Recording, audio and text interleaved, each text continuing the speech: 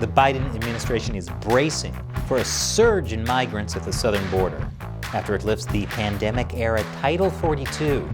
Is the Biden administration ready?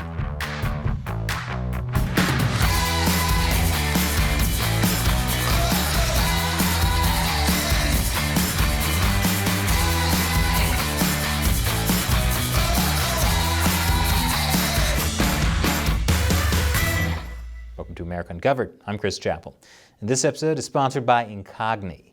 You probably know that companies are collecting your personal data, but you may not realize just how many. Dozens, maybe hundreds, most of which you've never heard of, and you have no idea what they're doing with it. Incogni helps you stop them. I'll explain more at the end. So, last week, the Biden administration announced that it's ending a pandemic-era border restriction, and it's bracing for a surge in migrants as a result. The restriction, called Title 42, allows the U.S. to turn most migrants away at the border to prevent the spread of COVID-19.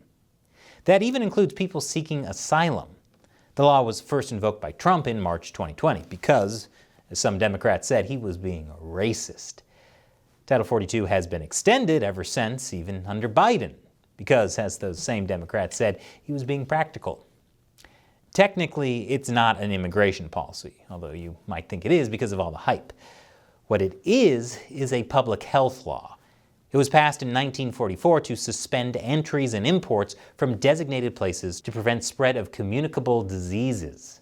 Diseases such as tuberculosis, measles, and communism. The reason it's become such a political issue is that it's cut down on the number of migrants who can legally enter the country. Although what it hasn't done is cut down on how many are coming to the border. I'll have more on that in a bit. But now the CDC says Title 42 is no longer necessary to protect public health. The administration has been under mounting pressure from Democrats and immigrant advocates to end Title 42. The policy will officially come to an end on May 23rd, but there are concerns this could overwhelm a southern border system already seeing record high crossings.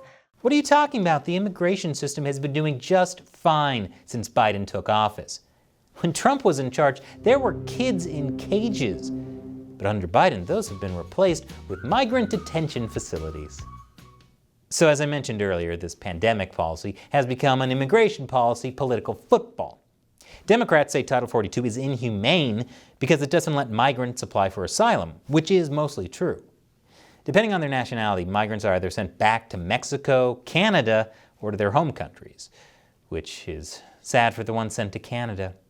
Many migrants fled one dictator only to wind up under another. There are exceptions, though. Unaccompanied children, people with severe medical conditions, and those who've claimed they've been tortured in their home countries are all exempt. Maybe that's who the Biden administration has been flying around in the country in the dead of night. For more on that, check out this previous episode we did on that. Those who oppose Title 42 also say it leaves migrants vulnerable to organized crime, persecution in their home country, or whatever turmoil they're fleeing from in the first place. And they point out that it hasn't deterred people from trying to enter through the southern border. In fact, it's done the opposite, which is a surprise to anyone who doesn't have kids. Telling people they can't do something just makes them want to do it even more, especially if it's because they're running from a drug cartel. I grew up in a rough neighborhood. Take a look at this graph. Here's the number of people who Customs and Border Protection caught trying to cross the border this year. And here's the number of people they caught last year. And here's all of 2020. This is where Title 42 went into effect. There's a noticeable dip in the early days of the pandemic, but pretty soon border encounters were rising again, and they skyrocketed in 2021. So if anyone thought this policy would deter people from coming to the border, they were wrong. Part of the reason the numbers are so high is that Title 42 is actually in some ways less tough. You see, under Title 42, border agents just return people if they cross the border. Crossers aren't penalized, which is why some try to cross the border repeatedly. Under the previous rule, called Title 8, any single adult apprehended along the southwest border a second time is referred for criminal prosecution. They can face long-term consequences beyond removal from the United States, including bars to future immigration benefits. So Title 8 was in some ways harsher than Title 42, but more people were allowed to stay in the U.S. and apply for asylum. Meanwhile, Title 42 didn't stop people from trying to cross the border, especially since they could just keep trying again and hope they didn't get caught. So why are many Republicans and even some Democrats urging Biden to keep Title 42 in place? I'll have more on that after this quick commercial break. Welcome back. The Biden administration has said it's planning to end a pandemic-era border restriction that prevents people from seeking asylum in the U.S. Critics say it's outdated because other COVID restrictions, such as mask mandates, are being lifted. And it also doesn't look good that Biden made exemptions to the rule for Ukrainians, or that they're getting stuck in legal limbo at the border. This is like when you're trying to get into a club and have been waiting in line for hours, and you see a bunch of people skip straight ahead and go in. How come they're getting in? Because they're so hot right now. But lifting Title 42 also raises border security concerns. The Department of Homeland Security says it's bracing for an increase in migration once the restriction is lifted on May 23rd. This spells disaster for Border Patrol because it's already seeing way more people trying to cross the border than normal. The Border Patrol has made approximately 7,000 arrests each day in March. That puts the U.S. on pace to record more than 200,000 arrests for March, the highest monthly total in at least 22 years. It gets worse, though. The administration is planning for several scenarios in which daily border crossings climb to as many as 18,000 a day. So we're already at 7,000 a day, and it may go up to 18,000 a day. I didn't realize America was so desirable.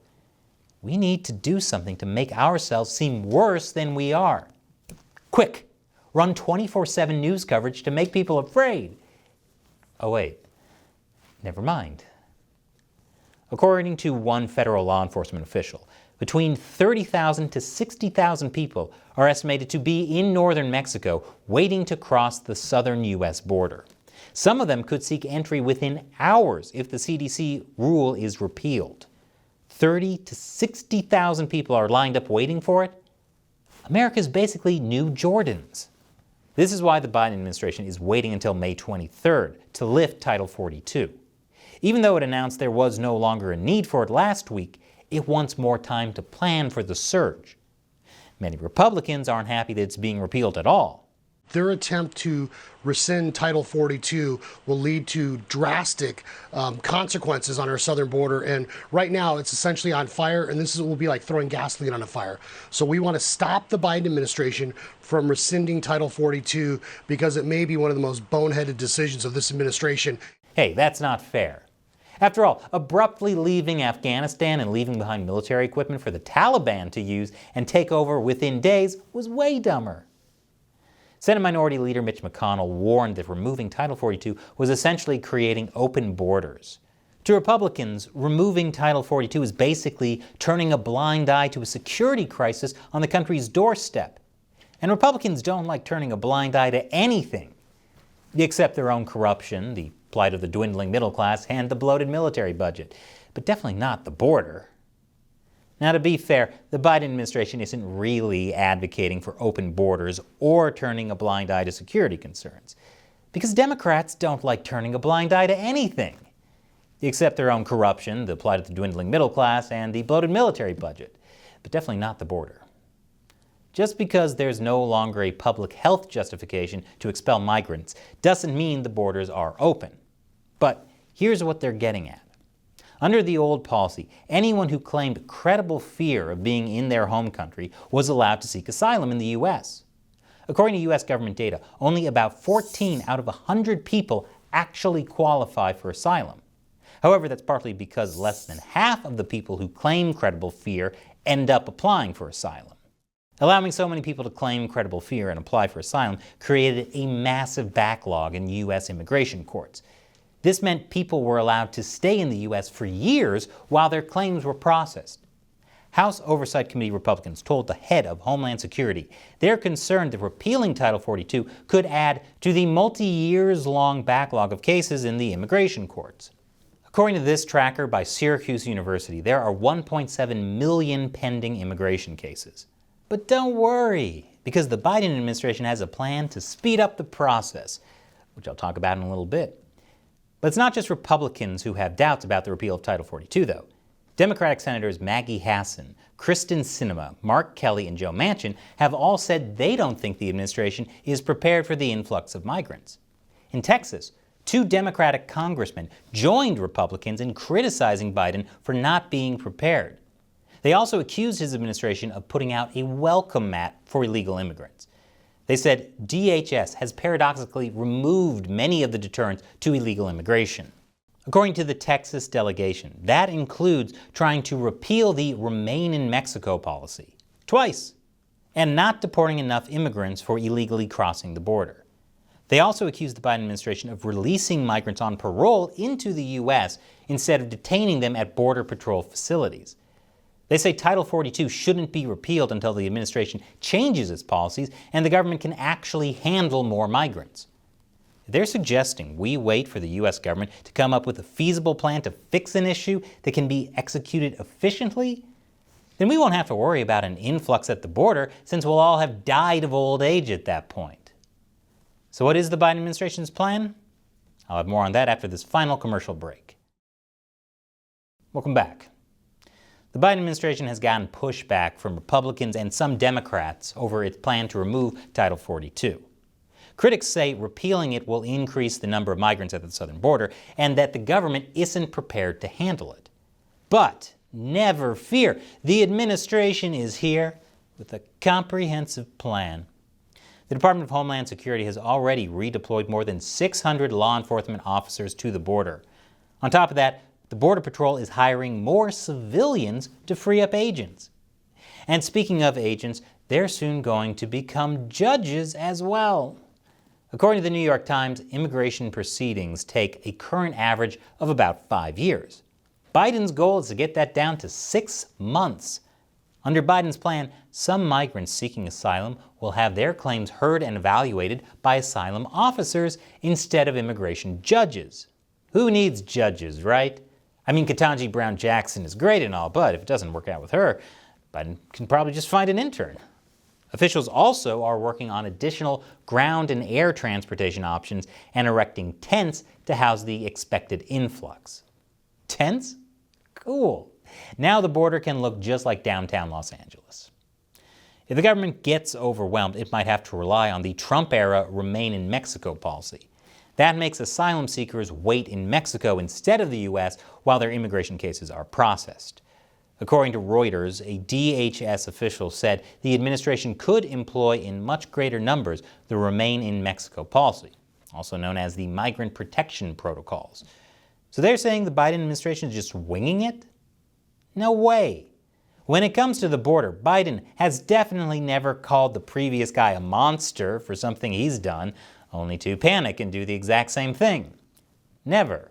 There are still a lot of details that we don't know, such as how exactly will Biden phase out Title 42? How will agencies coordinate with local governments and organizations? And will Andrew Cuomo ever face consequences for policies that killed thousands of elderly in New York? I know it's unrelated, but it's still worth asking. What's that, Shelley? Cuomo is planning a political comeback. Is there any way we could send him to Mexico or Canada? But speaking of intractable political issues, many are worried that Biden can't get his border plan in place fast enough or on a big enough scale. I don't know why. If there's anything Biden is known for, it's his lightning speed. The U.S. is already out of space at border facilities. The Biden administration has said the only true solution is for Congress to pass immigration reform. Yeah, can't wait for that. We'll all have died of old age by that point. And this episode has been sponsored by Incogni. Whenever you do anything online, there's a huge number of companies that collect your personal data. Your name, your email, your home address, your social security number, your employment history, all sorts of things. What are they doing with your data? Well, some of them are selling it to marketers who want to sell you stuff, or put you on their email lists and send you spam. Others use it for shadier things. When I signed up for Incogni in February, there were 76 data brokers that potentially had my private information. I'd never heard of most of these companies, but I started looking into them.